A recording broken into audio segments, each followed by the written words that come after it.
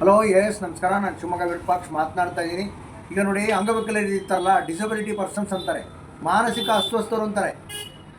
ಅವರಿಗೆ ನಿರ್ಮಯ ಅಂತೇಳಿ ಕಾರ್ಡ್ ಮಾಡ್ಯಾರ. ಈ ಥರ ಕಾರ್ಡ್ ಇದು ಇದು ಕೇಂದ್ರ ಸರ್ಕಾರದ ಕಾರ್ಡ್. ಇದು ನಿರ್ಮಯ ಅಂತೇಳಿ ಇದಕ್ಕೆ ಅರ್ಜಿಯನ್ನು ಹಾಕಬೇಕು. ಇದು BPL ಕಾರ್ಡ್ ಇದ್ದವರಿಗೆ 50 ರೂಪಾಯಿ ಚಾರ್ಜ್ ಬೀಳುತ್ತೆ. ಯಾವುದಕ್ಕೆ? ಸರ್ಕಾರಕ್ಕೆ ಕಟ್ಟಬೇಕು 50 ರೂಪಾಯಿನ.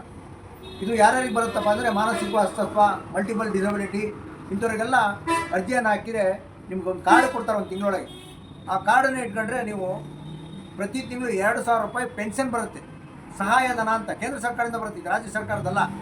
ಆಮೇಲೆ ನಿಮ್ಮ ಮಗು ಏನಾರ ಅಸ್ತವ್ಯಸ್ತ ಆಗಿ, ಮಾನಸಿಕ ಅಸ್ತವ್ಯಸ್ತ ಆಗಿ, ಮಲ್ಟಿಪಲ್ ಡಿಸಬಿಲಿಟಿ, ಕೈ ಕಾಲೆಲ್ಲ ಊನಾಗಿ ಎಲ್ಲ ಇದ್ದಂಥ ಕಾರ್ಡ್ ಮಾಡಿಸ್ಕೊಂಡ್ರೆ, ಏನಾರ ಕಾಯಿಲೆ ಕಸಾಲೆ ಆದರೆ ನಿಮ್ಗೆ ಆ ಮಕ್ಕಳಿಗೆ ನೀವು ದುಡ್ಡನ್ನು, ಹಾಸ್ಪಿಟ್ಲ್ ಚಾರ್ಜಸ್ನ ನೀವು ವಾಪಸ್ಸು ಪಡಿಬೋದು.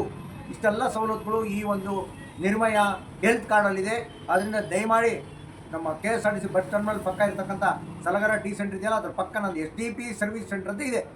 ಅಲ್ಲಿಗೆ ಬಂದು Aadhaar card, bank passbook, disability card, disability certificate. Disability card ಅಂದರೆ ಅಂಗವಿಕಲರ ಕಾರ್ಡು, ಅಂಗವಿಕಲರ ಸರ್ಟಿಫಿಕೇಟು, ಆಮೇಲೆ ಬ್ಯಾಂಕ್ ಪಾಸ್ಬುಕ್ಕು, ಇದನ್ನೆಲ್ಲ ತಗೊಂಬಂದು ನೀವು ಅಪ್ಲಿಕೇಶನನ್ನು ಹಾಕಬೇಕು ಅಂತ ನೀವು ವಿನಂತಿಯನ್ನು ಮಾಡ್ಕೊತಾ ಇದ್ದೀನಿ.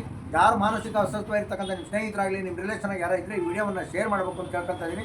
ನಮಸ್ಕಾರಗಳು.